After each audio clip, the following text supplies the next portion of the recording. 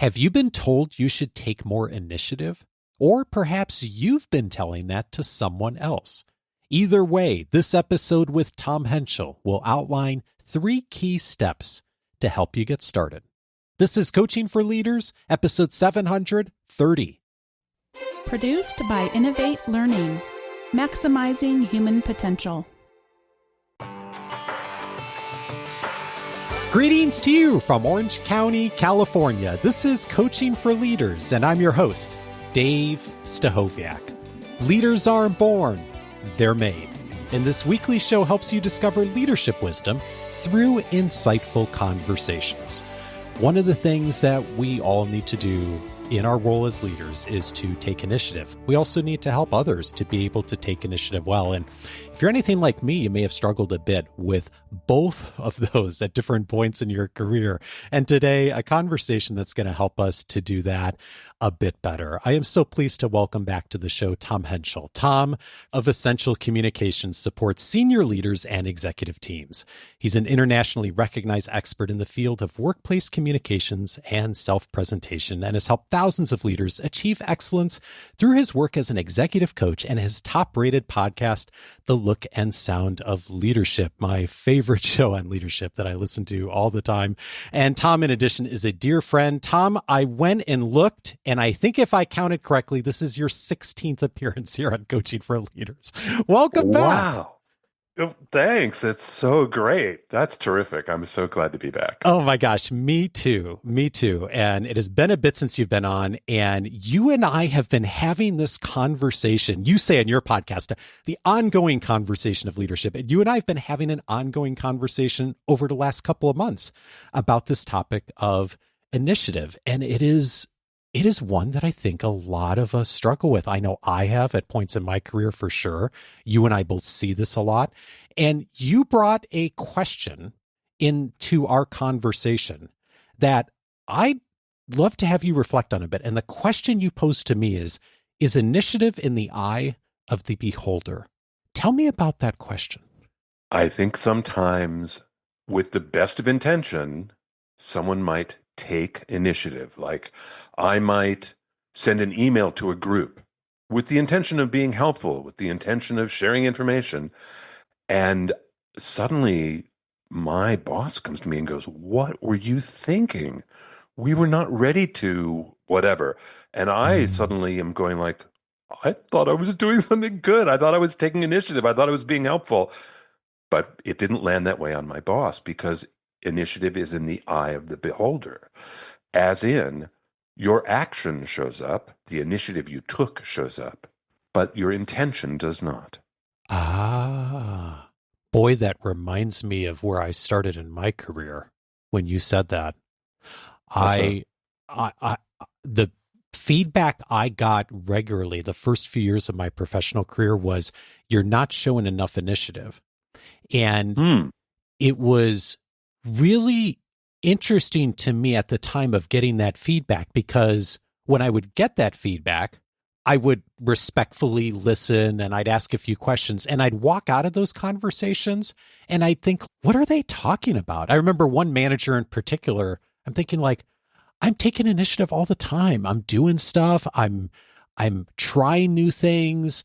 I'm doing everything that's being asked of me. I'm trying to be creative. And I would legitimately walk out of conversations where I'd get that feedback and it showed up, and I got passed over for a couple of promotions early on. And I just thought, what are they talking about? I don't even see it. I don't get it. But in their minds, I wasn't showing initiative at all, at least not in the things that mattered to them. And when you said in the eye of the beholder, I thought, wow, that was so much my story. So now looking back, how do you make sense of that? Do you think it was a cultural issue? Like, where was the miscalibration? Oh, it was me. It was absolutely me. So now looking back, you say, oh, Dave, you really could have been taking more initiative. Oh, absolutely. Now, when I look back like 25 years later, I think to myself, oh my gosh, I didn't take initiative at all. I missed so much opportunity. I didn't step out of the box. I waited for people to tell me what to do by and large. Yes, I would do like little things of like reformatting spreadsheets and figuring out processes that help make things marginally better for the people I was working with and peers and employees. But I didn't ever do anything that I would put in the category of bold or really meaningful for the organization that would really significantly move the needle. And the interesting thing, Tom, is I think about that is I see that so clearly now, but it didn't even occur to me at the time that that I was missing those things. And if I had stopped you in the parking lot on the way home, you would have said, "But I'm taking initiative." Yeah. So again, I'm wondering, is this about professional maturity? Like, you thought the reformatting of a spreadsheet was taking initiative, but your supervisors looked at it and went, that work does not make any difference. Right. And so, but you didn't have the lens to look through it. And I wonder, as you and I are going to talk about this, I wonder if we're going to be able to help people shift that lens for themselves, to be able to see what they can't see at the moment. Yeah. And I think this is maybe a good lead-in, Tom, to 3 steps that you've surfaced in thinking about this. And your first invitation is to think about your work and to talk about it. Tell me more about that. Well, I'm a coach, so I often think that my job is to get people to talk out loud so that they can discover their own thinking. And I find that to be true all the time, that insightful questions helps them deepen their own thinking. It's not that I have the insight. They're going to have the insight about their own situation, their own work, their own relationships. And I do think we all experience this, being in relationship with our partners or our family or our friends, that, we're suddenly over a meal talking about our work and we say something and we go, "That's a good idea. I hadn't thought of that before." And what kind of surfaced it for you is the mental process of having to articulate your ideas. So my feeling is, if you would like to get better at taking initiative, the very first thing you need to do is to start thinking actively about your work. Now, maybe you're an introvert and maybe you think by reflection and you don't need to be talking to people. That's okay. But to devote the time specifically to say, what's going on at my work? You're not saying, how can I take more initiative? You're thinking about your work, because ideas will surface. Or talk to people about your work and ideas will surface. That's step 1. I am constantly amazed at my own inability to see outside of my own perspective without getting in conversation with others, and how I can so easily miss stuff. And I also see it, Tom, in our academy cohorts, when someone brings a situation to one of our cohorts and we're talking through it and we have a whole process for how we do that. And it's really fascinating how what is immediately apparent to 3 or 4 other people in the conversation, that the person who's in the middle of the politics, the emotion, the situation can't see. And I've seen it now on both sides so many times that I recognize that the importance of reflecting, getting other people involved, having other data points in order to see things that otherwise you can't see, that are blind spots. Yeah. Isn't it amazing? It's wonderful. Listen, again, it's part of why my work is so gratifying. It's not that I'm doing the magic. It's that the magic happens. Yeah. Yeah. Yeah.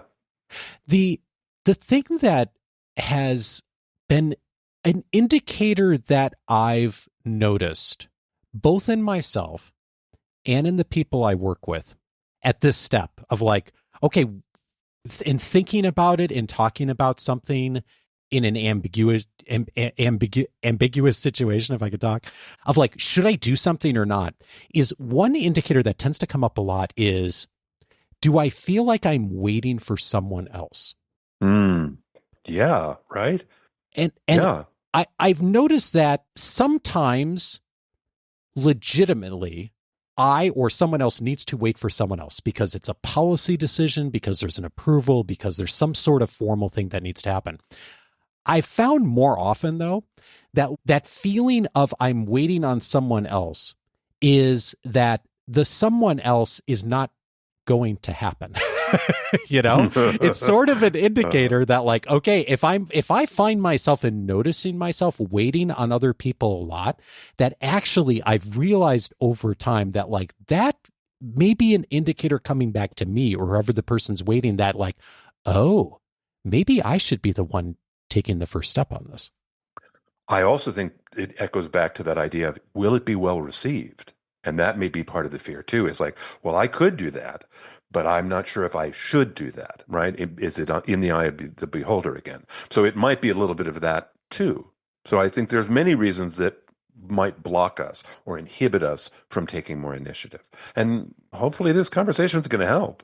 Yeah, indeed. And I actually wanted to ask you about that because the first point you've made here is thinking, talking about what's happening, talking about your work, getting out of your own perspective, taking some time to reflect, whatever that looks like. The second step is going to be executing on your idea, which we're going to get to in a moment. But I am sort of curious if there's like a step 1.5 here in some situations of assuming I do that talking and thinking, and maybe I've decided that I'm going to try something. Do I tell other people what I'm about to do before I do it, or do I not? And I can sort of make a case either way, and I'm curious how you think about it. Listen, I think communication is a crucial part of taking initiative so that you don't step off a cliff. I mean, yes, I think that's really important. And it might be step 1.5, maybe. But this really simple 3-step model that I was thinking about was in order to literally just kick yourself off the diving board. And it's why I put as number 2 is execute, right? So I'm thinking about my work. I'm talking to you. I have this idea. Do it. That's number 2. Do it. And again, with the understanding that you're being thoughtful, with the understanding that you've asked the question, should I? You've asked the question, should I let people know first or whatever? Let's assume that. But my point is, if you can think about all that and there's no reason to hesitate, do it. Just do it. And make agreements with yourself. How far will you go? Will you go 1 step and then turn to your boss and go, I want to tell you something I'm doing? Or will you go 4 steps and then turn to your boss and say, I want to tell you something that I'm doing? So I think you need to be thinking about that. Like, how far am I going? How big a step am I taking? And that's part of your job here in steps 1 and 2, thinking about your work and executing on it. You need to know really what are you going to do and be really clear about it so that if someone does come up to you and say, what are you doing? You can explain it. And you highlighted for me a scale that goes from on one side being really cautious and on the other side being very bold. And I think in most situations, we don't want to be on the extreme of either of those sides, but kind of picturing where we are and maybe nudging a bit, right? Yeah. Yeah. If we think about those 2 ends of the continuum as they relate to initiative specifically, yes, I think what I've learned from my clients, what I've learned in my own life, is that there is always room to move towards bold, even if it's just 5%. Not a lot, but if you were to ask yourself, if I were 5% more bold in my work tomorrow, what would I do? And I believe that something will come to your mind, because I think we all have a little room to grow on that side. Not because we're fearful or timid or anything, but because we're doing everything that we know. We've got enough work to keep us busy. We're not sitting thinking about initiative. We're doing what we're there to do. So I think this does often take a little focus. And I love the thought exercise of, if I were 5% more bold tomorrow, what would I do? And it's really interesting that when I think about all the situations, all the conversations I've been involved with in recent years and with our members and listeners, it's pretty rare I run into someone in a situation where they're being too bold. Okay, then. It does happen. It's like, yeah. But I think that's really helpful. If that's really your evidence and your experience, it's helpful for all of us who are cautious or who worry. It's great. Most of the time, it's fine. Do it. Yeah. And but I'm indexing on my own experience here and with our members who by and large are people who are really thoughtful, thinking deeply about leadership, and the kind of folks who listen to the show are just like, I think, a really, really special, unique kind of person who really thinks deeply about this. And not every leader does. And you in particular sometimes work with folks who are pretty disruptive in their work. I'm curious, like, do you see people who run into the too bold? And if and when you do, what are the indicators that, okay, maybe they've over-indexed on that a bit? Oh, for sure. Yes, those people are absolutely out there. And I'm so glad that you kind of reminded us that, yes, this isn't for everybody. Some people are too far indexed down the bold line. Yes. What happens is people tend to get angry at those people because they're breaking boundaries, they're breaking agreements, they're rushing ahead. It often looks very self-serving. It also looks tone deaf. Like, are you not paying attention? So, yes, you're absolutely right. In order to do this well, this initiative, I think you and I are assuming that we are talking to people who are like in your academy, who are thoughtful about their work and reflective about their own behaviors. Yes, I agree. And the reason I mention that is because I think, like, oftentimes when we get into a conversation about this, when I get in a conversation about this with anyone, and even myself, despite all evidence to the contrary, I think sometimes, oh, am I that bold jerk person that's like doing too much, going too far? And almost always I'm indexing the other way, actually too much. And the people I'm working with are indexing the other way. But I think it's like, it's interesting. A lot of us fear being that person who's doing too much, who's being too bold, who's being too aggressive and making people angry. And as a result, it stops us from actually doing the things that would be taking healthy initiative in our organizations.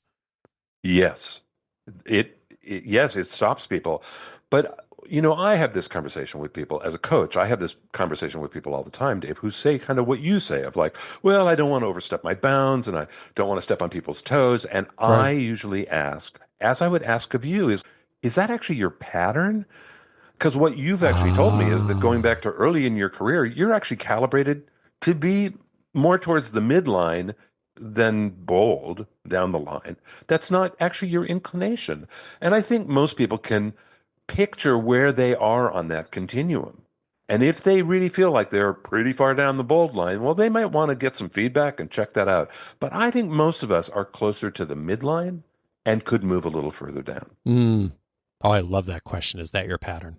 That's such a helpful way to think about this. And that's a good lead into, speaking of communication, the third step here, which is, of course, we talked about the thinking, the talking about the work. We talked about executing on the idea, trying something. Step 3, communication. What does that look like? Well, I think it looks like advocating for what you're doing. It's becoming an advocate for the idea that you had. It's not about you personally. It's that you are somehow improving something, changing something, making something better. And you're going to go tell that story. So maybe you need to put some data together, maybe make a slide, maybe, I don't know what, maybe you're going to have a story to tell or an anecdote. I don't know, but you want to show people the beginning of this work to get them on board, to get them to be advocates, to get momentum behind it. Again, not as self-advocacy. You're trying to be of service to the work. And the key distinction I'm hearing there is you advocating for the idea versus advocating for yourself, right? That's so key. Well, I think that's part of the whole thing about initiative. Those people that you talked about who are over-indexed, way down on the bold line, I think we see them as self-serving because I think it's easy for initiative to look self-serving sometimes. Like, you're just doing that as self-promotion, pal. Like, what are you doing? But I think when we come at any initiative with the idea of service, it completely changes it. And it changes your ideas too. If I'm thinking about how the work could be better, I'm probably going to have one idea. If I think about how can I get a promotion, I might have a very different idea. And I want to say how I can get a promotion is a really important way to be thinking about your work. I'm just saying that doesn't necessarily mean taking initiative. So I think often our initiative, well, no, let me say this a different way. What we don't want is we don't want our initiative to look self-serving. We want it to look like we're being helpful to the business. And I think coming at even your thinking about your work, right? All three of these steps, I think you can ask yourself, who's benefiting here? If I'm going to do this, who wins? And if it's not only you, by the way, it's great if it is you, by the way, I'm all for that, but it shouldn't only be you. If the team is going to be better, the customer is going to be better, the outcome's going to be better, go for it and then communicate about it. 1, 2, 3. One of my favorite quotes of all time is from the late Zig Ziglar, who said, "You can have everything in life you want if you'll just help enough other people get what they want." And I think about that in the context of what you just said, Tom, because one of the mindsets that you invited me to think about even before this conversation is calibrate yourself to helping people. Like if you calibrate that first, then you're so much more likely to stick with the ideas, the big picture, the how am I helping the organization, and less about the what does this necessarily mean for me and selfishness and all that. I'll add something. If you are known as a helper, a contributor, then you will get invited places. You will get invited onto projects. You will get invited to meet people. You will have opportunities to take initiative because helpers are brought along. So yeah, if you can calibrate yourself to helping people, oh yeah, I think it's a great way to think about that as an initiative that you do, and opportunities to take initiative will show up. One of the obstacles I know you hear from people in conversations when talking about this is that I don't know enough yet. And I'm not sure what to do, and I don't have all the information or the experience. When you hear that from people, what do you invite them to do? Well, I do a little ass kicking, Dave, because partly if they go, I don't know enough yet, my answer back is like, well, what do you need to know? And why don't you know it? Is it available, or are you just worried? Because if the information's available, then go. That's part of the initiative. Go find out what you need to know. So that's the first part. There's another thing too, though, which again, this with people who aren't as bold as they could be, I really encourage them. Could they just make an assumption and move forward on that assumption? And then that's the execution part. And then you're going to communicate about the assumption and find out. Can you do that? And I know that for some people that feels like a risk. I want to just go back to the beginning to make sure that this is really clear. What you and I are talking about is a mind block that people have of, well, I really would like to do that, but I'm not sure. I just don't know enough yet. When you hear that in your own head, I want to say either go find out the answer or make an assumption, a reasonable assumption that suits the business and suits what you're doing, try it out, and then communicate about it. So let me just ask it back to you. I'm proposing two different things. How do these sound? Oh, it sounds so sensible and logical, and kind of going back to where we started, how often we just don't see it, and we don't see where to begin. And so I think part of this is just the noticing, the thinking about it, okay, if I feel like I'm waiting on people, or I feel like things aren't clear, or I'm sensing ambiguity, that's that's an indicator, likely, okay, it's time to do something with that. I need to go find some more information, or I need to have questions. And I think to your point earlier this is an opportunity to also engage in conversation with people and find out, do other people have this information? Do other people know? How often we're just not, I think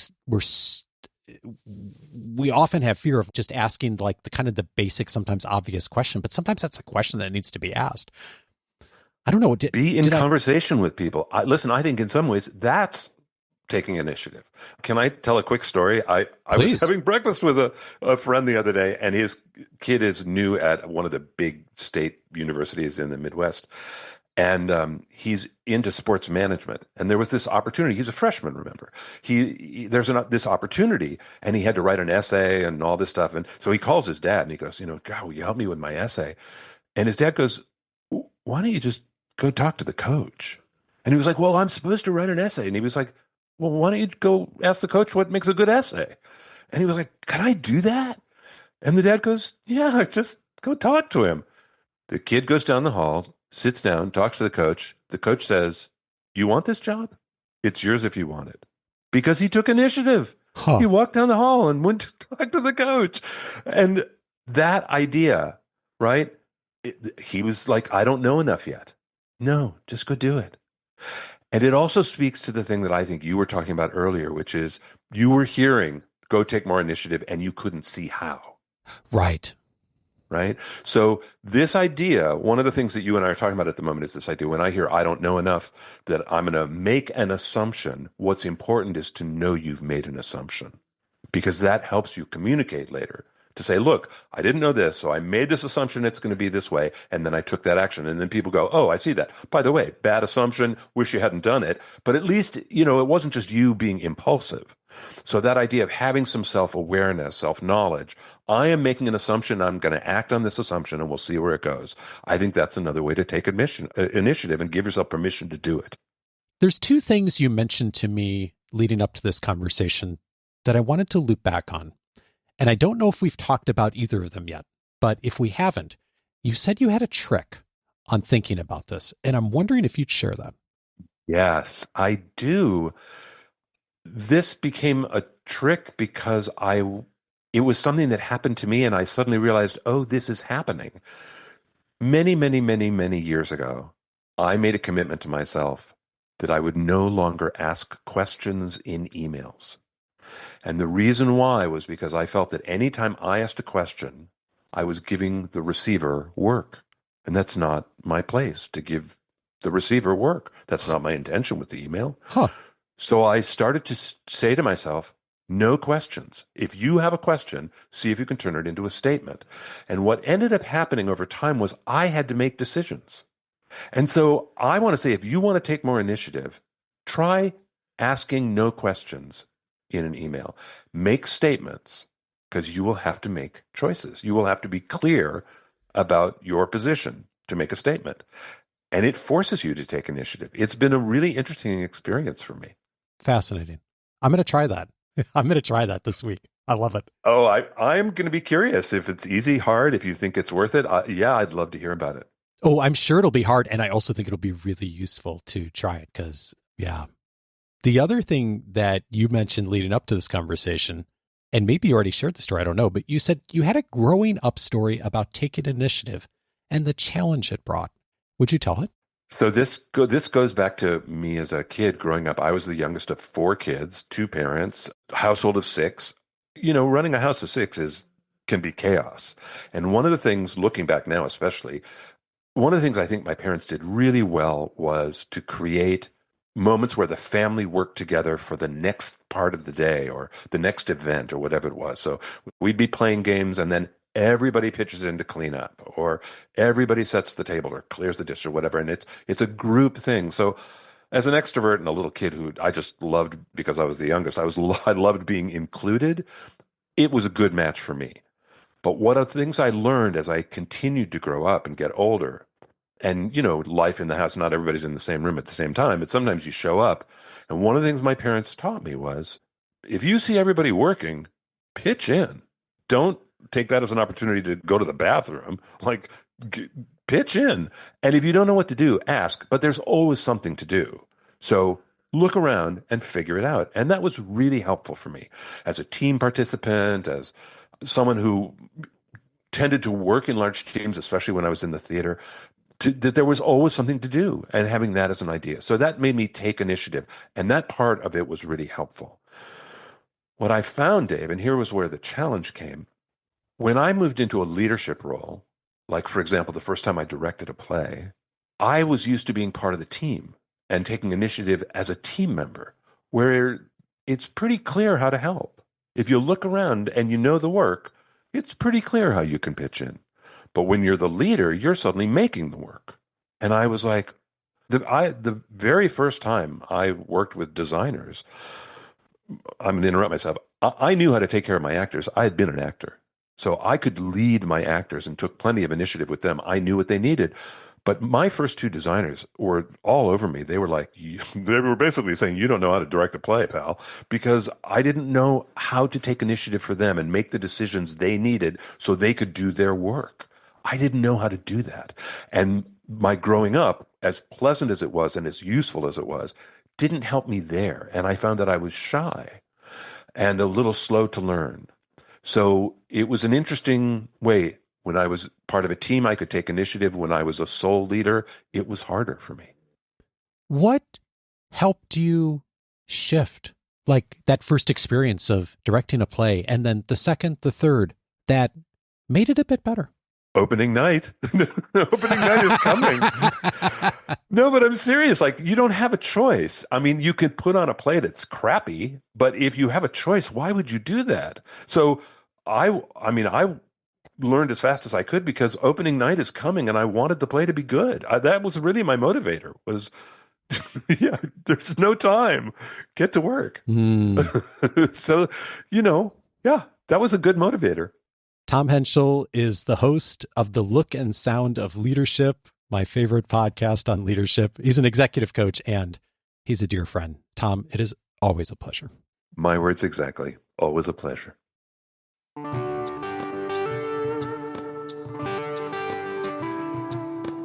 Many of you have told me over the years that it's so helpful here at the end of episodes to hear related conversations, other episodes that I think will be helpful to you. And I know many of you go down those rabbit holes and have been really helpful of illuminating more resources on a particular topic. And I stole that idea from Tom Henschel. I absolutely did because I thought it was so great. He's been doing that for years on the Look and Sound of Leadership podcast. I started doing the same thing. So many of you have told me that's great.